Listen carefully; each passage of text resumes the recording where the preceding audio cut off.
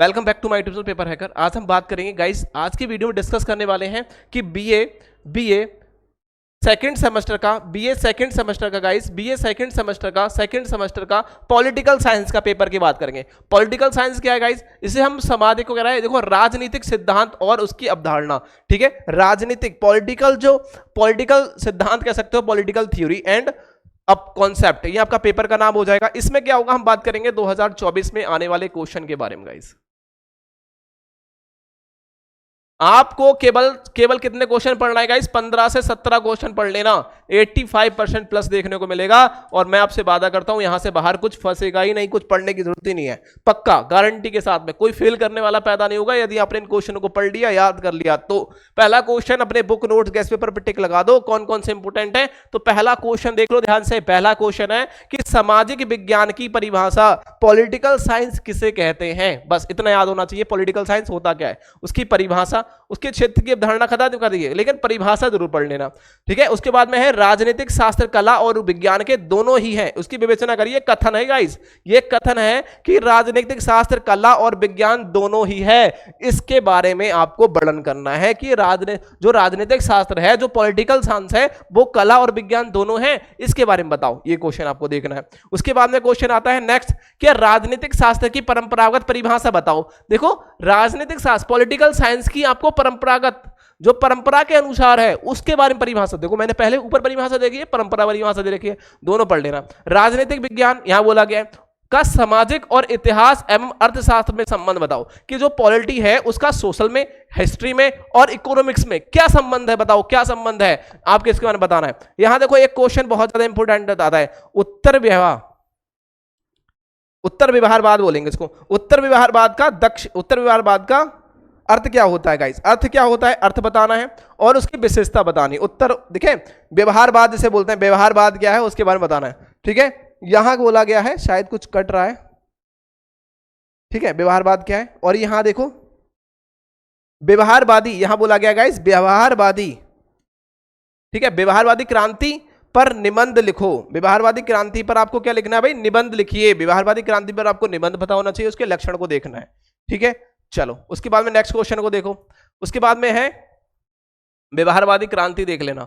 उसके बाद में है कल्याणकारी राज्य। कल्याणकारी राज्य की प्रमुख विशेषता कौन कौन सी है? अब आपको विशेषता बताने हैं। जो कल्याणकारी राज्य होता है, मान लीजिए उत्तर प्रदेश है, तो एक कल्याणकारी राज्य है, तो कैसे पता चलोगे उसकी मुख्य विशेषता क्या क्या होगी, कि कैसे पता चलेगा कि उसकी कौन सी विशेषता है, क्या क्या देखकर आप कह सकते हो कि वो कल्याणकारी राज्य है? बस वो विशेषता बतानी है। एंड राज्य की उत्पत्ति कैसे होती है, बोला गया राज्य की उत्पत्ति के दैत्विक सिद्धांत की बताइए और उसकी आलोचना करिए, या फिर उसके सामाजिक समझौते और सिद्धांत की विवेचना करिए। कि यदि कोई राज्य की उत्पत्ति होती है, मान लीजिए उत्तर प्रदेश है, उत्तर प्रदेश के बाद उत्तर प्रदेश से क्या हुआ 2024 में, शायद 2014 में, सॉरी 2004 में क्या उत्तराखंड बना, तो समझ रहे हो। तो उसी तरीके से आपको बताना है कि भाई राज्य हो सकता है, मैं गलत बोलता हूं, चंद हो सकता है, लेकिन उत्तर प्रदेश से उत्तराखंड बना है। ठीक है, शायद यही बना है 2004 में। तो राज्यों की उत्पत्ति के दैनिक सिद्धांतों की समस्या के बारे में देख लेना है, उसकी आलोचना बतानी है, और राज्य की जो उत्पत्ति है उसके सामाजिक समझौते के सिद्धांत की विवेचना कर देनी है। क्लियर हो गया। उसके बाद में क्या होता है, देखिए यहां देखिए, यहां बोला गया राज्य, यहां कह रहा है राज्य की उत्पत्ति की जो कह सकते हैं विकासवादी सिद्धांत क्या है और उसका परीक्षण करिए। मतलब क्यों एक दिन हम राज्य की उत्पत्ति कर रहे हैं तो उसका विकासवादी सिद्धांत क्या होगा, कैसे विकास करेंगे हम राज्य में, वो चीज आपको देखनी है, क्या हो सकता है उसका। और राज्य, यहां कह रहा है राज्य के कार्यों की उत्तरदायी सिद्धांत क्या है, ये भी देखना है। ठीक है, राज्य के कार्य के उत्तरदायी, मतलब ऐसा हम राज्य के अंदर क्या काम करें जो उन सभी के लिए उत्तरदायी हो, वो आपको देख रहे हैं।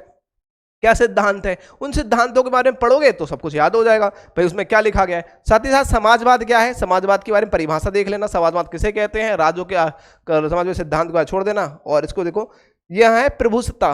देखो प्रभुसत्ता का सिद्धांत और उसकी परिभाषा देख लेना। ठीक है, जिसे संप्रभुता भी बोलते हैं, संप्रभुता भी बोलते हैं इसको, संप्रभुता भी के नाम से भी जाना जाता है प्रभुसत्ता के लिए। उसके बाद में नेक्स्ट बोला है बहुलकवाद क्या है, बहुलकवाद की मौलिक सिद्धांत और उसकी आलोचना बतानी है। कि जो बहुलकवाद है उसकी मौलिक सिद्धांत बताओ। ये क्वेश्चन को याद करो, टिक लगाओ अपने बुक नोट्स पे। नेक्स्ट क्वेश्चन है कानून की परिभाषा। कानून की परिभाषा आपको बतानी है, कानून की परिभाषा और उसके विभिन्न स्रोतों की विवेचना करिए। कौन कौन से स्रोत हैं कानून के, भाई ये बताओ कौन कौन से स्रोत हैं, कैसे कमा सकते हैं कानून वाले, वो जो आपको देखनी है। प्लस उसके क्या कहना है, नैतिकता में अंतर बताना है, मतलब कानून और नैतिकता किसे किसे कहते हैं? दंड क्या होता है? मतलब आप किसी ने अपराध किया, उसे सजा देना ही दंड कहलाता है, तो वो आपको देखना है। ठीक है, समानता क्या होती है और उसकी स्वतंत्रता क्या है? समानता व स्वतंत्रता में अंतर आपसे पूछ सकता है गाइस। समानता और स्वतंत्रता किसे कहते हैं ये पूछ सकता है। न्याय से आप क्या समझते हैं? मतलब न्याय किसे कहते हैं? न्याय किसे कहते हैं? शक्ति की परिभाषा आपसे पूछ सकता है। मानव अधिकार, मानव अधिकारों से आप क्या समझते हैं? मानव के कौन कौन से अधिकार हैं, ठीक है, वो आपको देखना है। उसके बाद में क्या देखना है? भूमंडलीय का प्रभाव, भूमंडलीयकरण का प्रभाव आपको देखना है। तो मुझे हिसाब से तो बहुत सारे क्वेश्चन हो रहे हैं यहाँ पे, ठीक है। भूमंडलीकरण का देख लो एक बार, और उसके बाद में प्रजातंत्र की परिभाषा देख लेना, ठीक है। उसके बाद में एकता शासन से आप क्या समझते हैं, ये क्वेश्चन देख लेना, वो हटा दो, वो चीज छोड़ो, ठीक है, ज्यादा मत पढ़ो। उसके बाद में क्या है, राजनीतिक दलों की परिभाषा, राजनीतिक दलों की परिभाषा देख लेना, क्योंकि इंपोर्टेंट बता देता हूं आपको, ठीक है। रूसों का सामान्य इच्छा का सिद्धांत आपको बता देना, ये देख लेना है, ठीक है। लोक कल्याणकारी राज्य के कार्य क्या क्या होते हैं, ऐसा कौन सा लोक कल्याणकारी राज्य कैसे पहचानोगे, वो आपको देखना है, ये क्वेश्चन इंपोर्टेंट है। और राजनीतिक, यहां बोला गया है राजनीतिक संस्कृति के टिप्पणी लिखिए। अधिकारवाद हटा दो, अधिकारवाद कर्तव्य क्या होता है, देखो ये पढ़ लो। आदर्शवाद से आप क्या समझते हैं, ये क्वेश्चन याद करो। आदर्शवाद क्या है? नारीवाद क्या होता है, ये पढ़ो। राष्ट्रवाद और जातिवाद को समझाइए। राष्ट्रीयवाद और जातीय राष्ट्रवाद क्या होता है, इसके बारे में बता रहे हैं। उपनिवेशवाद के, उस पर टिप्पणी लिखने के लिए आता है, उपनिवेशवाद के बारे में, ये आप देख लीजिए, ठीक है। उपनिवेशवाद किसे कहते हैं? उपनिवेशवाद। और पूंजी किसे कहते हैं? पूंजी पढ़ लेना, पूंजी इंपोर्टेंट है, ठीक है।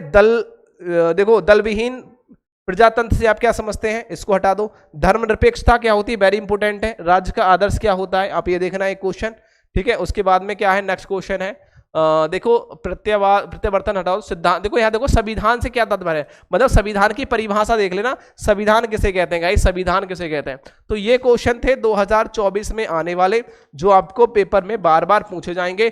आप इन्हीं क्वेश्चन को याद कर लें, बहुत ज्यादा इंपॉर्टेंट क्वेश्चन मैंने आपको यहाँ बता दिए, बहुत सारे क्वेश्चन भी छुड़वा दिए, बस इन क्वेश्चनों को अच्छे तरीके से पढ़ो और आपको मिलेंगे 85% प्लस यहीं से, मतलब कोई भी क्वेश्चन बाहर नहीं जाने वाला। आप इन्हीं क्वेश्चन को तैयार कर ले तो आप बहुत अच्छे नंबर से पास होने वाला है। तो चैनल को सब्सक्राइब जरूर करना, दोस्तों को शेयर करते। Thank you.